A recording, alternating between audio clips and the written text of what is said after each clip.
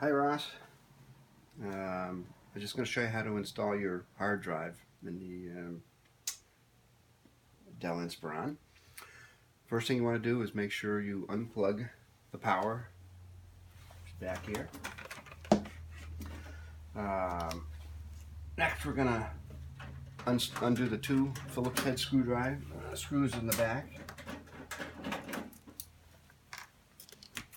and slide the cover back about a 3/4 of an inch, and then pull it away.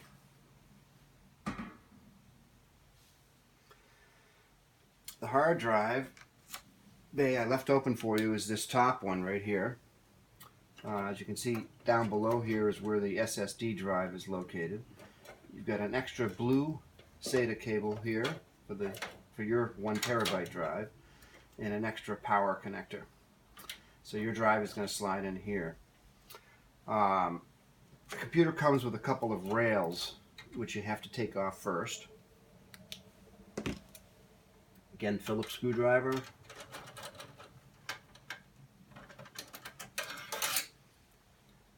This is an aluminum rail. If you look at it closely on this flange up here, there's a little left and right, an L and an R, to indicate which side of the drive it goes on. So remove both empty rails.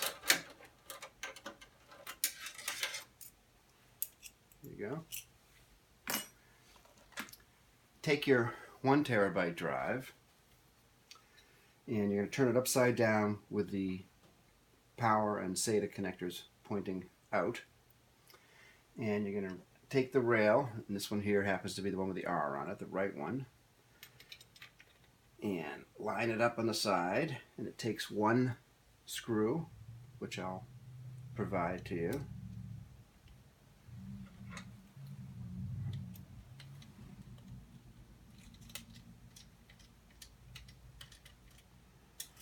Alright, so there's the left one, excuse me, the right one.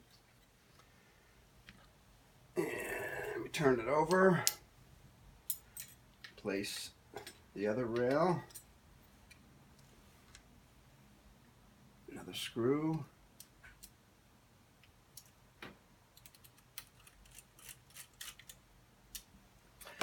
alright, so now the drive is ready to be inserted back into the chassis. Gently moving the power connector out of the way.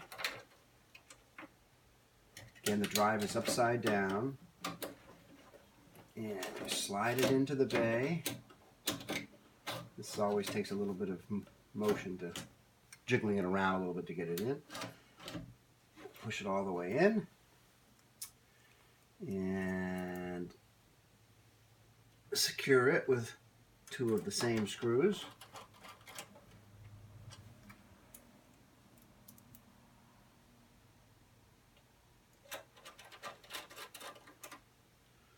There we go. Right now we're going to connect up the SATA power and SATA cables to it. Take the blue one and push it on to the smaller connector. And take the one labeled P3, which you'll see here, and slide it onto the power connector. And then just push things gently out of the way so the case can close again, and that should be all set.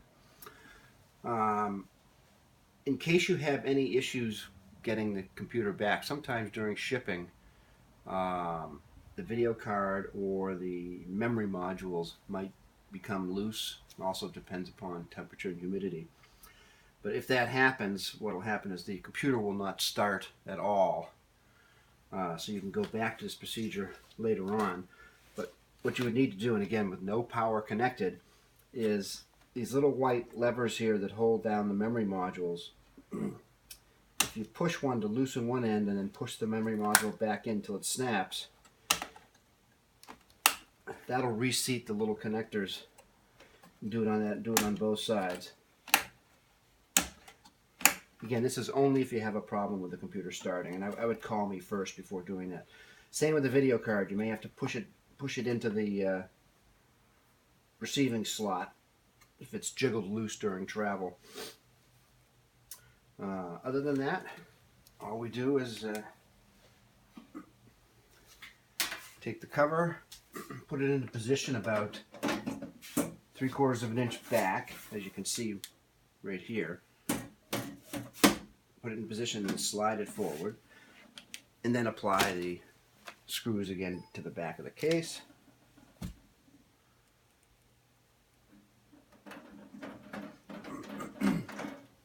One and two. Plug in your power again. Push the button, and you're back in business.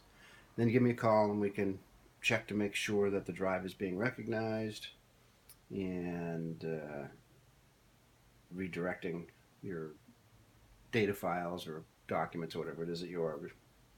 You'll find the new computer should start up in about 30 seconds. All right, call me if you have any problems.